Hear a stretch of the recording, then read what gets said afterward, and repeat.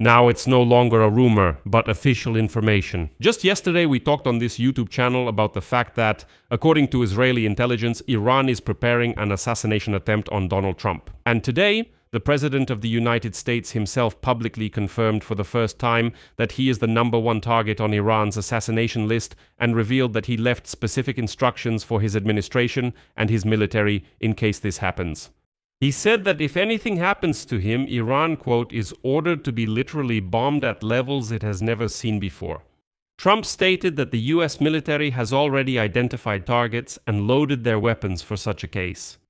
For his part, Mojtaba Khamenei today issued a new written statement in which he essentially vowed to avenge his father's death and threatened terrorist attacks around the world. And against the backdrop of this personal threat, a second strategic bombshell is unfolding. Satellite images have shown that the ink on the Memorandum of Understanding has not yet dried, and Iran has already begun restoring its nuclear facilities.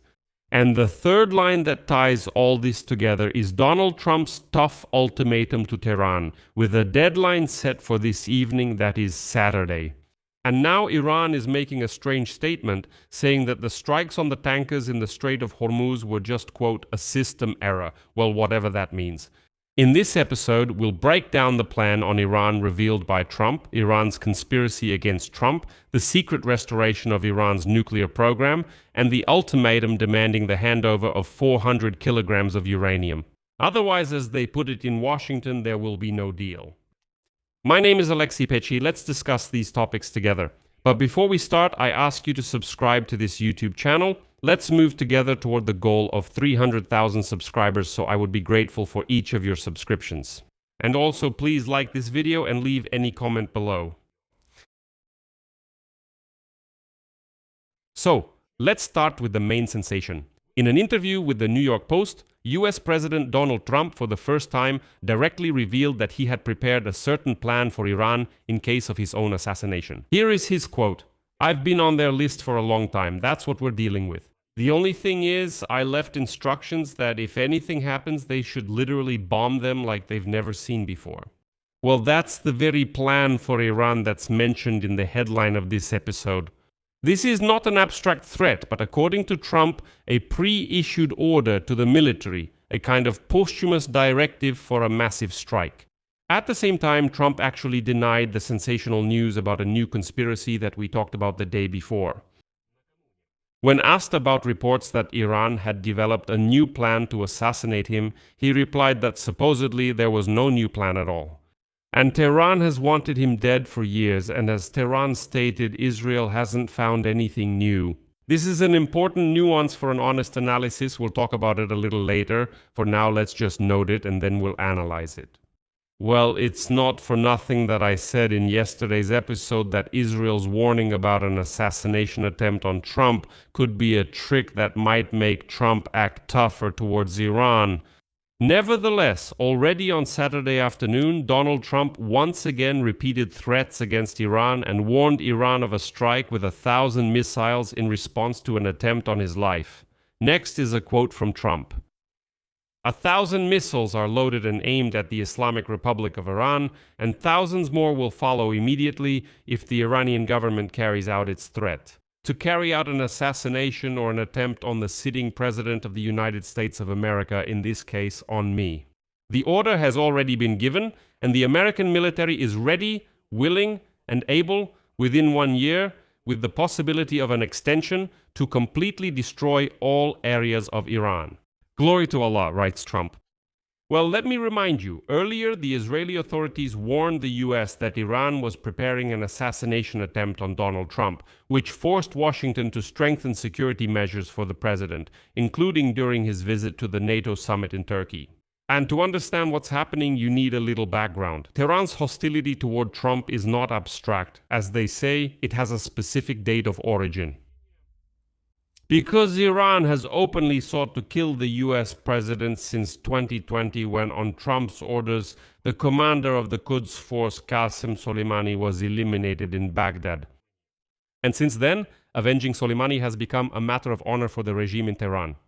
And today, Iranian media published a written statement by Iran's supreme leader, Mojtaba Khamenei, in which he vowed to eliminate those responsible for the death of his father, Ali Khamenei. Next is a quote that Iranian media attribute to Mojtaba Khamenei, whom, let me remind you, no one has actually seen. Quote, "We swear to avenge your blood and the blood of all the martyrs of these two wars by punishing the disgraced murderers. Revenge is the demand of our people, and it must definitely be carried out." The names of those responsible for the death of the Ayatollah and other Iranians are known to everyone.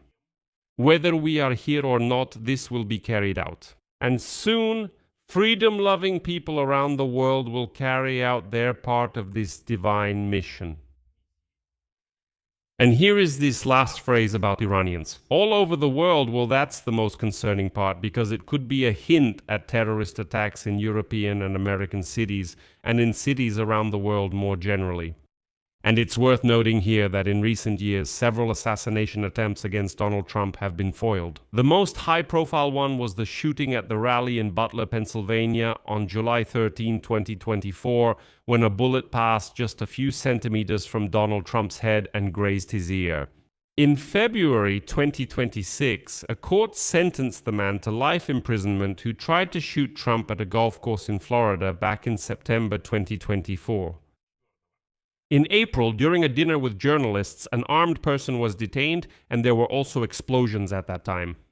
And just recently, 8 people were accused of planning a terrorist attack on Donald Trump's birthday, with the plan involving an attack using drones and snipers. Allegedly, they planned to carry it out during a UFC show near the White House.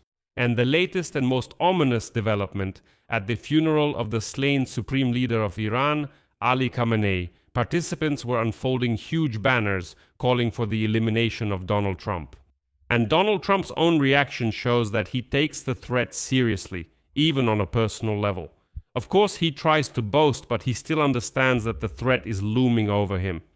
At the NATO summit in Ankara, he called the Iranians, I quote, scum, and delivered a loud tirade, quote, "They had leaders, they disappeared, then there were others, they disappeared too, now there are new ones, maybe they will disappear as well. And you know what? I could disappear too, because I'm their number one target." Well, after the NATO summit, on the way home, President Trump, let me remind you, changed planes.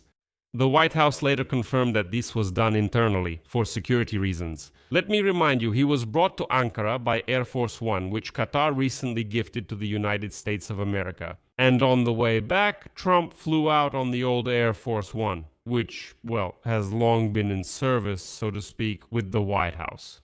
And the first plane stayed in Ankara, then it was supposedly shown to some American military personnel, but the point is, they changed the plane, obviously for security reasons. Now, an honest disclaimer, without which the analysis wouldn't be truthful, around this conspiracy to assassinate Trump, there is sort of a second layer. Trump himself, let me remind you, stated that the Israelis supposedly didn't find anything new, and it was they who started circulating this information about a new plot. And the day before, a number of American officials raised the possibility that the Israeli report about a new specific plan could have been a tool of influence. In other words, an attempt to push Trump toward a tougher stance at the moment when he was weighing whether to increase strikes on Iran. And according to their own officials, the US did not independently confirm this information. The conclusion from this is the following. The reality of the threat to Trump is undeniable. It has already been confirmed by 6 years of history since the elimination of Soleimani. But the specifics of the recent plan are a matter of intelligence agencies playing their own game. And the fact that Trump revealed his military instructions to the administration right now is also a powerful signal of pressure on Tehran, right in the middle of negotiations. So the personal threat has become part of a bigger bargaining process. And while all this drama around the attempt on Trump's life was unfolding, news emerged that strikes at the very heart of the nuclear deal. Satellite images, previously unavailable due to a request from the US government, reached journalists and showed that Tehran began to resume work on nuclear facilities after the signing of the truce, or as you know, the Memorandum of Understanding on June 17th. New satellite images from June and July were analyzed, and CNN, together with the Institute for Science and International Security, show that Iran is taking steps to repair and reconstruct facilities where enriched uranium could have been stored. First, temporary shelters were built over the impact holes, and then weeks later, while the memorandum was still in effect, concrete mixers appeared at the sites, and these shelters were removed and replaced with just a net. Experts say that the presence of trucks and concrete is a sign that the Iranians intend to seal the holes from American and Israeli strikes and eventually restore access to the nuclear facilities. In recent weeks, equipment has been clearly recorded entering and leaving the tunnels at the sites, although I should emphasize that there were reports, including from Trump himself, claiming that all entrances and exits had already been destroyed. We're discussing specific locations. This is a facility in the village of Parshin near Tehran, which was targeted multiple times during the American campaign in Iran in June of last year, and the facility known as Mount Pickaxe. This raises the main question. Did Iran itself violate the Memorandum of Understanding signed at the end of June? And let me remind you that just yesterday, Trump literally stated that enriched uranium is buried, and therefore it can be considered that the goal of Iran's denuclearization has supposedly been achieved. And in the end, a new ultimatum was issued, the deadline for which expires this evening on Saturday, July 11. Washington officially, through direct channels and intermediaries, demanded that Tehran publicly acknowledge by the end of Saturday, July 11, that the Hormuz Strait is open to everyone and promised to immediately stop attacks on commercial vessels. The reason is the naval skirmishes in the Hormuz Strait, which the US considers a violation of the memorandum.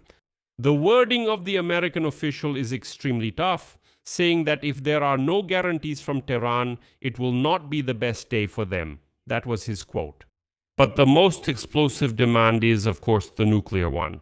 According to Reuters, the United States insists that a peace agreement is impossible without transferring more than 400 kilograms of highly enriched uranium to the American side. And in case of refusal, Washington is considering both military and economic pressure measures. And now Trump's team is hinting that in the coming days, if Iran does not respond to this request, the war will resume. Well, now it's clear why satellite images and the restoration of the nuclear program in Iran are so important. Iran is repairing the uranium storage facility exactly at the moment when the US is demanding that uranium be handed over to them. Meanwhile, the Iranian regime has already come up with an excuse. How do you think Tehran explained its attacks on ships in the Strait of Hormuz today? It's almost like a joke. Iran told the American authorities that the attacks in the Strait of Hormuz were the result of, quote, a system malfunction. Well, in private talks, according to an American official, the Iranians put it even more simply. And I'll quote, they told us, we messed up, we made a mistake. Let's just continue the negotiations. But behind this awkward wording lies the key to everything. This is exactly what we were discussing with you just yesterday on this YouTube channel. A split within the Iranian regime, and it's becoming more and more apparent. US intelligence notes that there is no unity in Tehran. Some negotiators want to continue diplomacy, but hardline groups, radical groups, are actively resisting this peace deal and fighting for influence.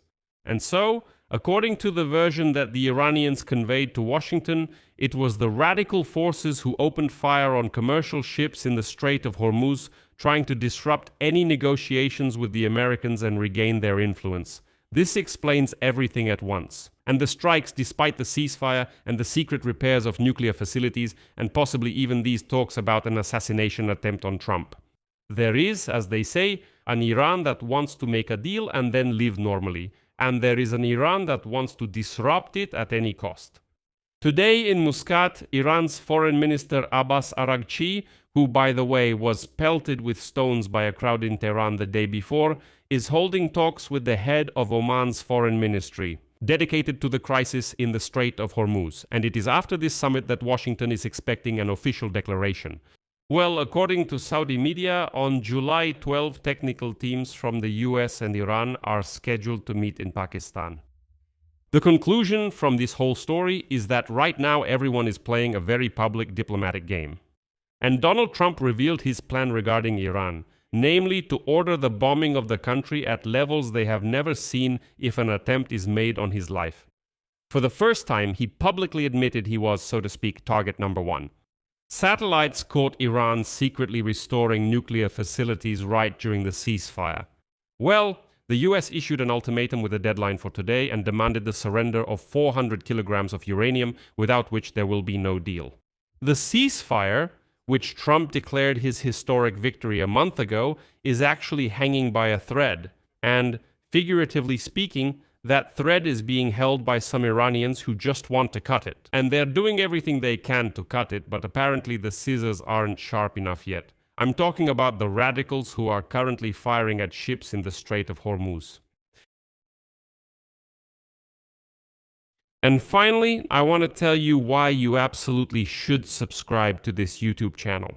All these topics that we discussed in this episode, we actually talked about them on this YouTube channel yesterday. Go ahead and check. And many media outlets only picked up on this topic today. Don't believe me?